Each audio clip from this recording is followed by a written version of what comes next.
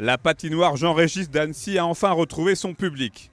Et que les amateurs de glisse se réjouissent, après 10 mois de travaux, la glace est, paraît-il, de bien meilleure qualité, grâce notamment à un nouveau système de production de froid et à une pompe à chaleur. La sobriété énergétique est d'ailleurs au centre de cette nouvelle configuration. Cette énergie, on la récupère par une pompe à chaleur qu'on appelle une plaque de déstockage pour chauffer. Donc on a une piscine qui est attenante à la patinoire pour chauffer les 3 bassins de la piscine, ainsi que l'eau chaude sanitaire et le chauffage de l'équipement. On va vraiment diminuer notre consommation en kilowattheure, ça c'est certain.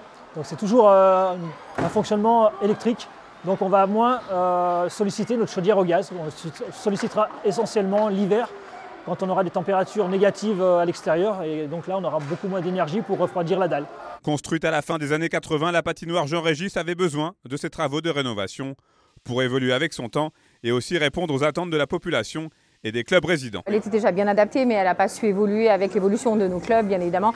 Et ce dont je suis fière, c'est surtout le travail qui a été mené avec ces associations pour voir comment on pouvait améliorer en fait, le dispositif et leur permettre effectivement de travailler dans les meilleures conditions. En plus du public, 3 associations sportives se partagent donc l'équipement tout au long de l'année.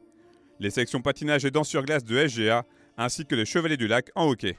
Au total, plus de 800 licenciés vont pouvoir bénéficier de ces améliorations. Que du bonheur, hein. On a bon, la glace déjà qui n'est pas en panne, hein. Donc là c'est l'avantage, c'est que tous les matins quand on arrive on dit c'est bon, ça marche.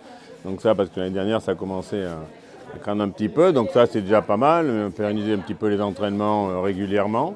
Et puis c'est vrai qu'on a des salles de danse, la salle de gym, la salle de musculation, c'est un autre monde, quoi. C'est une salle de réception, enfin vraiment c'est super. Pour nous, c'est une facilité, c'est un vrai plaisir de pouvoir travailler dans un environnement dédié à ça, quoi. C'est un bond en avant déjà pour la qualité de la glace. On va être heureux de faire venir pour des compétitions des jeunes. La glace, elle est d'une qualité extraordinaire. Ça, on a vu la différence en tout cas. C'était primordial pour la survie du club. La Fédé de hockey avait déjà donné plusieurs fois des dérogations pour pouvoir jouer même en D2, puisque les balustrades étaient plus aux normes, le gaz était plus aux normes.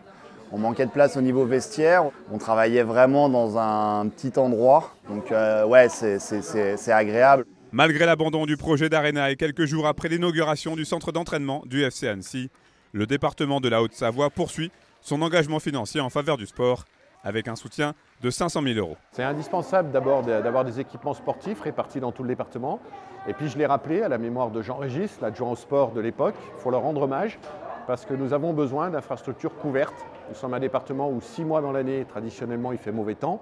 On en sort de l'hiver, mais on voit aussi avec les canicules, les 40 degrés l'été, qu'on aura aussi de plus en plus besoin d'infrastructures couvertes l'été. Au total, cette infrastructure New Look aura coûté plus de 3 millions d'euros. Chaque année, près de 122 000 personnes utilisent la patinoire Jean-Régis.